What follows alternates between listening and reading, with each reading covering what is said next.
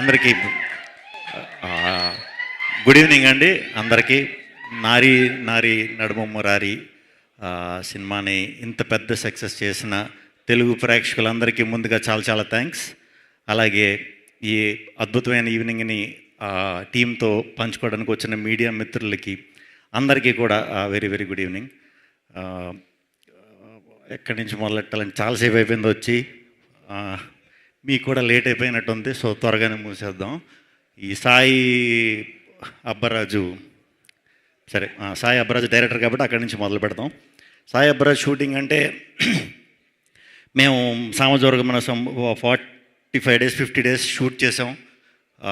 50 days కూడా 50 daysలో 30 days మేము ఎక్కడైతే షూట్ చేస్తున్నామో ఆ ప్లేస్ లాక్ నేనే తీసేవాడిని ఫస్ట్ వెళ్ళి.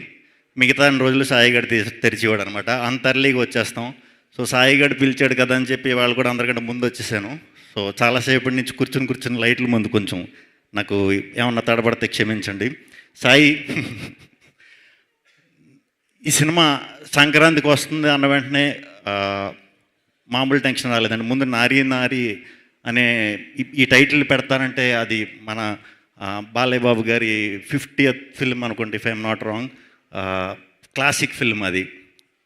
ఆ టైటిల్ని మళ్ళీ పెట్టడం అంటే దానికి నిజంగా కొంచెం ధైర్యం ఉండాలి. మొత్తాన్ని ధైర్యం అయితే చేశారు సర్వ గారు, మన అనిల్ గారు, సాయి చేసేసారు. చేసేసిన తర్వాత సూపర్ హిట్ బ్లాక్ బస్టర్ కొట్టేశారు. ఇది చాలా రేర్ అండి. ఎప్పుడు కూడా టైటిల్ మళ్ళీ పెట్టి బ్లాక్ బస్టర్ కొట్టడం అనేది చాలా చాలా అరుదుగా జరిగింది. Congratulations, super. ఇంకా మన అనిల్ సుంకర గారికి ఎప్పుడు సక్సెస్ రావాలని ఎప్పుడు మనస్ఫూర్తిగా కోరుకుంటూనే ఉంటాను. ఎందుకంటే ఆయన చాలా చాలా చాలా చాలా చాలా చాలా మంచి, ఆయన చాలా మర్యాదగా మాట్లాడతారు. చాలా మంచి మనిషి. అంతే, మంచి మనిషికి ఎప్పుడు సక్సెస్ అవ్వాలని అందరూ కోరుకుంటారు. అలాగే నేను కోరుకుంటాను సార్. ఈ సక్సెస్ మీకు వచ్చినందుకు చాలా చాలా చాలా హ్యాపీగా ఉంది సార్. అలాగే టీం అందరికీ కూడా యాక్ట్ చేసిన యాక్టర్లందరికీ, సుదర్శన్, సత్య, వెన్నెల కిషోర్ గారు, అందరూ టీం అందరికీ కూడా బిగ్ కంగ్రాచులేషన్స్. శర్వ గారు, రాజేష్ దండ గారు సక్సెస్ అయిన సినిమాలు ఆయన ఉంటాడో, ఆయన ఉన్న సినిమాలు సక్సెస్ అవుతాయి తెలియదు. మరి మొత్తానికి సక్సెస్ ట్యాగ్ ఉందంటే ఏదైనా సినిమాకి దాంట్లో మీ పేరు ఉంటుందండి. మీకు కూడా కంగ్రాచులేషన్స్.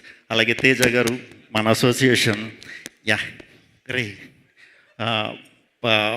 మనది ఇది 4 మనదంటే ఇది మనదని వేసుకోండి, నన్ను మనదే. మనకు కూడా అన్ని బ్లాక్ బస్టర్లే, సూపర్. నెక్స్ట్ కూడా అన్ని బ్లాక్ బస్టర్లు రావాలి. ఇక శర్వానంద్ గారు నాకు చాలా సంవత్సరాల నుంచి తెలుసు. ఆయనకి నేను ఈ మధ్యనే తెలుసు.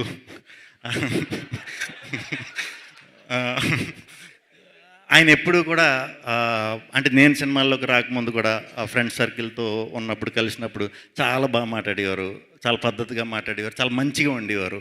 ఏమి అంటే హీరోలు అనేసరికి ఇలా ఉంటుంది అలా ఉంటుంది అనుకునేవాడిని. అంటే ఎప్పటి నుంచో హీరో కింద ఉన్నారు కాబట్టి అప్పుడు ఎలా ఉన్నారు, ఇప్పుడు కూడా అదే ఇదితో చాలా మంచిగా చాలా బాగా మాట్లాడటం అనేది ప్రత్యేకంగా నాకు అది చాలా ఇష్టం.